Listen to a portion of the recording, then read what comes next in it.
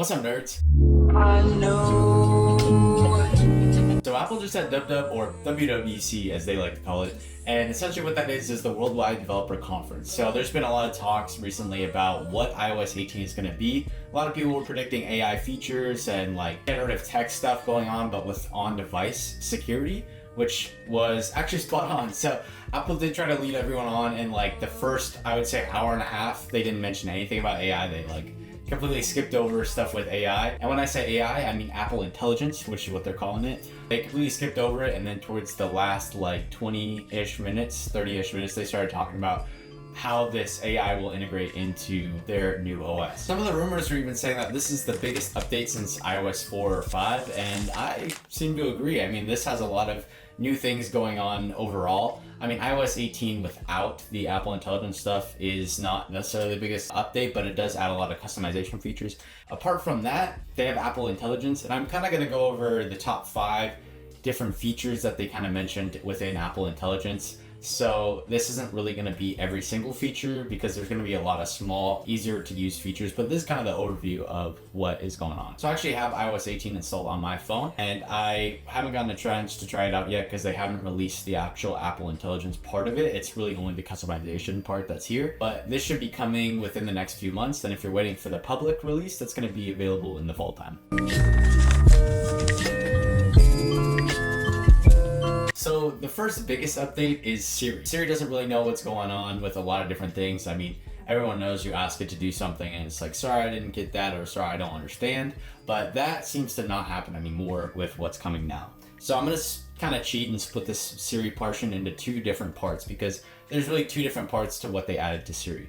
The first is the on-device screen recognition. Siri can actually see what's on your screen and immediately take action. I know you're like, hold up, I don't know if I necessarily want Siri looking at everything that's on my screen. But what is cool about this AI that Apple is unveiling is that it is very privacy centered, and so everything actually learns from you, but it's done on device. It doesn't offload anything to cloud services and stuff like that. And they do have like ChatGPT integration, but I'll talk about that later. Apple kind of houses everything on device, and so all this data that it's learning about you, or like your contacts and stuff, is all being housed just on this thing. So it's not going to go everywhere or be trained for anything, and they actually explicitly said that. But one of the great demos they did was they were actually in the iMessage app, and they basically just told Siri to add the address that was just sent to this person's contact card, and it did it right away. And it could actually do this with several different apps. You can say, save this photo to my newest note, and it'll open the Notes app and actually save that photo there.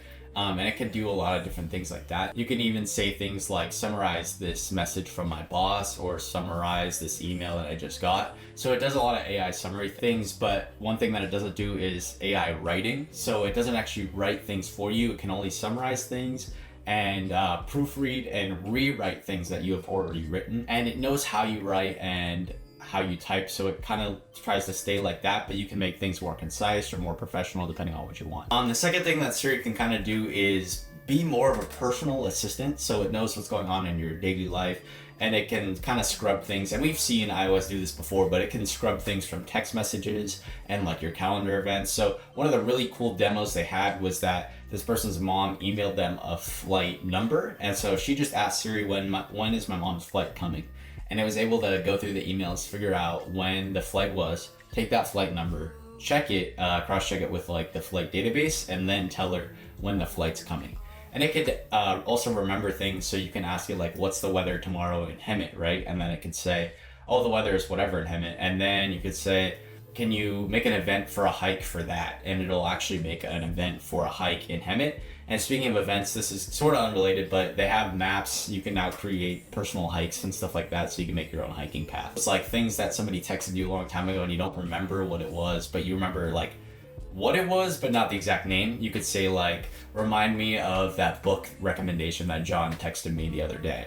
And it's able to actually go through messages and figure that out. And I am super glad that they did this on device, because I mean, this would be a huge security risk if they were doing everything off device, which would be crazy. So like I was talking about earlier, the summary and the summarize and proofread thing, all of that is offered system-wide, except the summarize thing also has a bunch of in-app features. So things like email will have all of your subject lines and text. Instead of saying the subject line and text, it just shows an AI preview of what that email is about. Now, personally, I don't use the Apple Mail app, not for any reason. I just don't like the 10,000 notification badge that it gives me.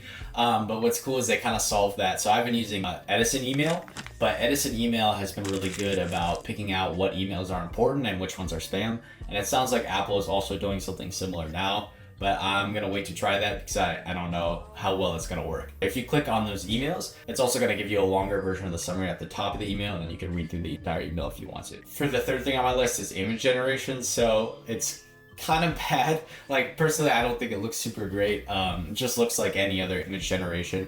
But they do have a cool niche within it, which is emoji gen, which is you can generate your own emojis. And those seem to look a little bit better, but some of the image gen things they were demoing didn't look too great. But they do have a actual like lab for this, I guess you could say.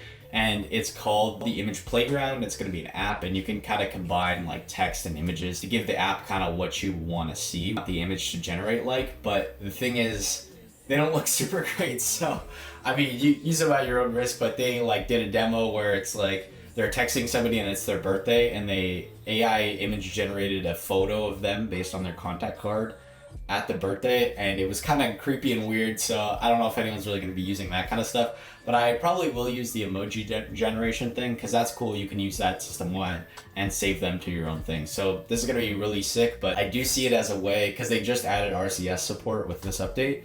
I see it as a way for them to exclude Android users from like this feature and stuff. So kind of getting back at, since they were forced to do RCS, now they have another way to keep you in that walled garden. Along with that image generation thing, you could also, if you're on the Notes app on your iPad, you can like circle things and it'll actually make like a full-on AI generated image from a sketch you drew, or it will generate an image based on the notes you're writing, which is, I guess, kind of cool, but I don't know if it's super necessary. It seems more for like aesthetic purposes of how you want your notes to look.